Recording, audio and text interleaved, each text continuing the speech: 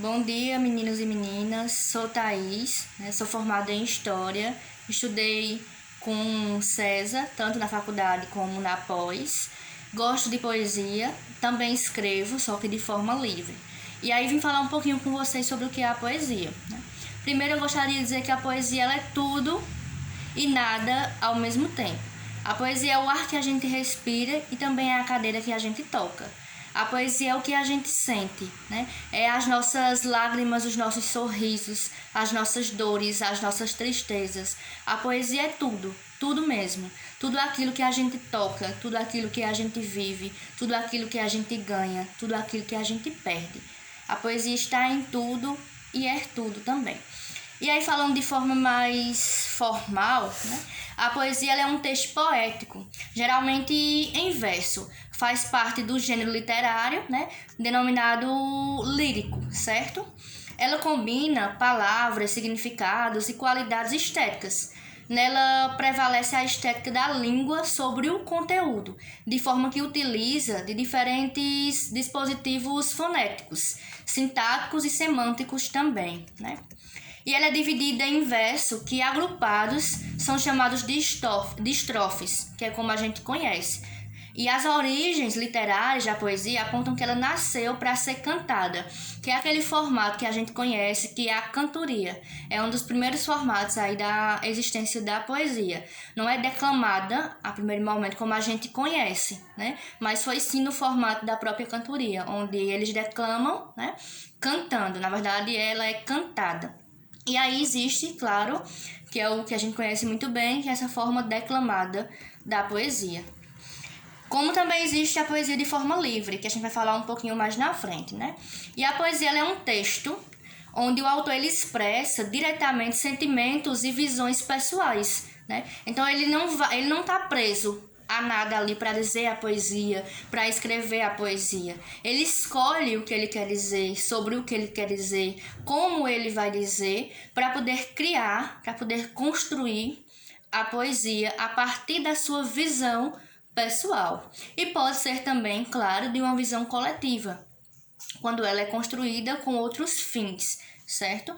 A voz que se manifesta na poesia, ou seja, o sujeito poético e fictício criado pelo escritor é chamado de eu lírico, Porque na poesia existe muito real, mas também existe a ficção, como tudo na vida, Há essa mistura da realidade e da não realidade, que a gente chama de mundo fictício, essa coisa ilusória, essa coisa do sonho, da utopia, Da gente querer, através da poesia, buscar ou acreditar em coisas que existam, mas que também não existem, mas que a poesia nos toca e nos faz repensar, viver e sonhar momentos que passaram ou que a gente também nunca viveu, certo? Então ela tem esse poder, de tocar profundamente a alma e de nos fazer refletir, recriar, reconstruir e também protestar e criticar certos momentos, certos conteúdos, certas situações, como a exemplo do preconceito, do machismo,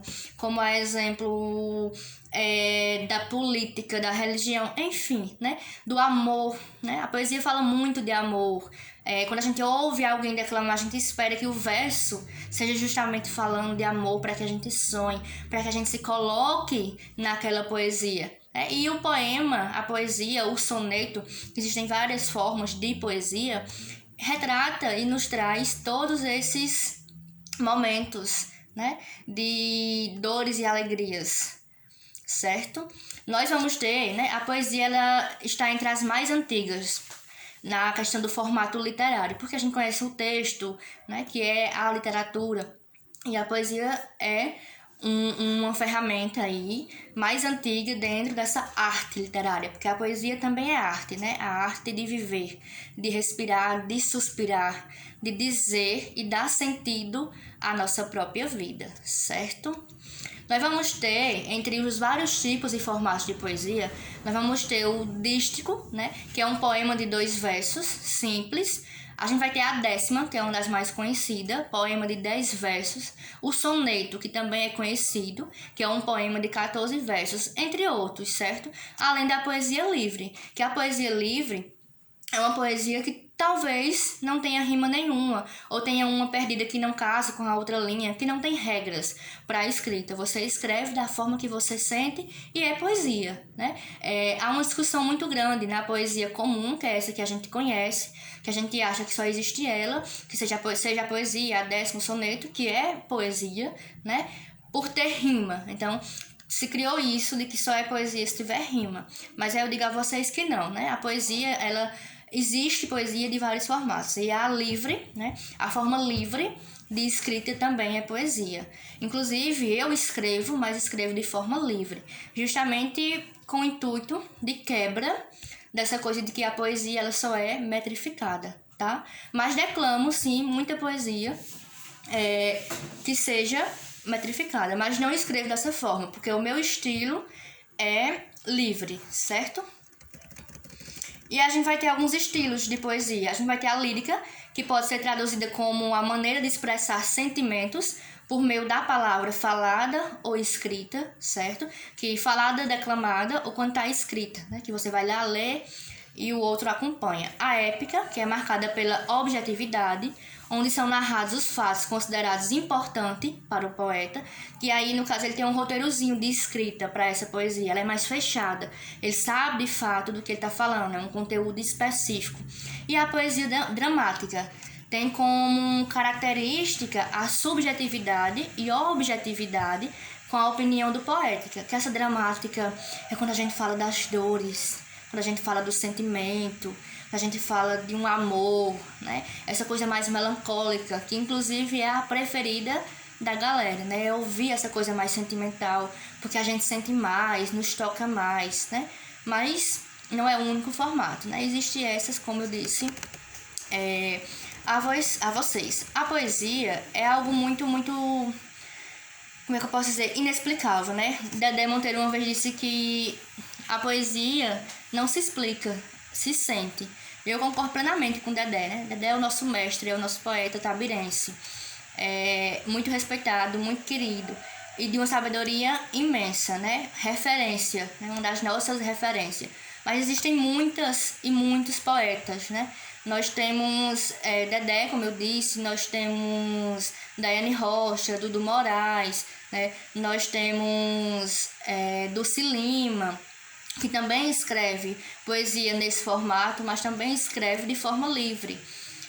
Nós temos eu, né, que escrevo de forma livre, mas não divulgo muito minhas coisas e tal, entre outros e outras que existem, tanto aqui na cidade de Itabira, como na cidade de Afogados, como em São José, e como em outras cidades aqui no Pajeú e fora do Pajeú também, né?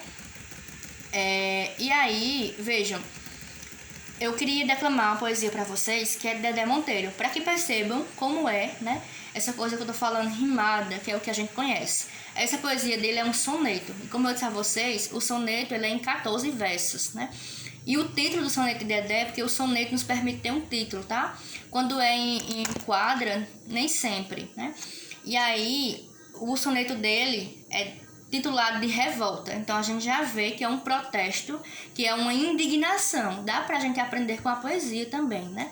Então, revolta. Revolta a quê? De quê? Então vocês podem perceber aí, podem inclusive estudar com César o que é que esse soneto ele nos traz, para que momento ele serve, né? O momento que estamos vivendo atualmente enquanto política. Será que esse poema, esse soneto, ele se encaixa? E aí?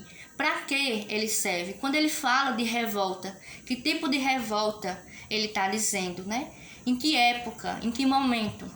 Se foi uma passada, mas a gente está vivendo algo parecido, então serve. Eu vejo esse soneto também como protesto para isso, para aquilo.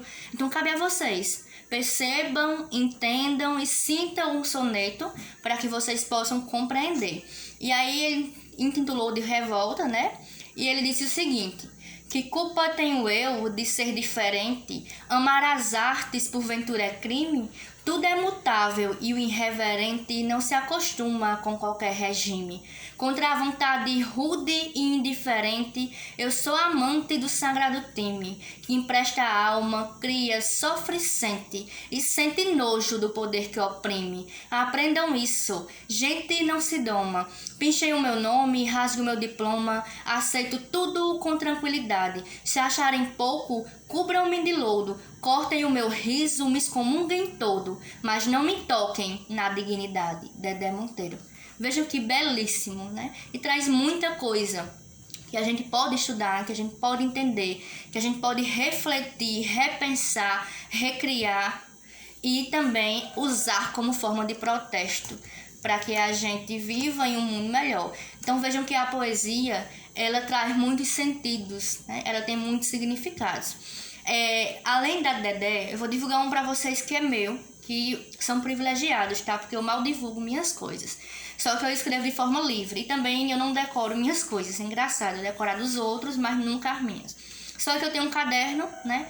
Com todos esses poemas. E aí eu escolhi um estilo dramático para mostrar a vocês. E como eu falei, a poesia de forma livre, né? Ela mal rima, mas há entre uma palavra ou outra algo que faz rimar. Só que na poesia, o mais importante para mim, enquanto pessoa que escreve de forma livre, mesmo gostando também da forma metrificada, porque eu declamo e declamei para vocês, para mim o mais importante na poesia é o que ela nos passa, é o sentimento, é o que a gente sente ao dizer algo.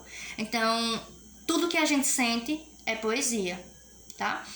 E aí eu disse assim: sinto sua falta e sinto sua presença aquecer meu corpo frio. Depois de ter você, nada importa, e eu vivo mesmo é no mundo da lua. Te quero e não minto, não pra mim. És a alma que toca minha alma, és a dúvida que consome meu coração. Mas não nego, esse coração ainda é teu. Te pertenço nua de corpo e alma, teus lábios tocam os meus até na distância. O não querer simulado me faz querer ainda mais. E meu pranto é covarde, covarde quando nega-te a custo da dor que esse beijo molhado marca pelo gosto seu. Então, né, de forma livre, mas é uma poesia que também demonstra um sentimento. Então é isso, galera. Espero que vocês possam gostar e aprender com a aula. César, meu querido, muito obrigado, né, por essa solicitação e estamos aqui para o que precisar. Tchau, tchau.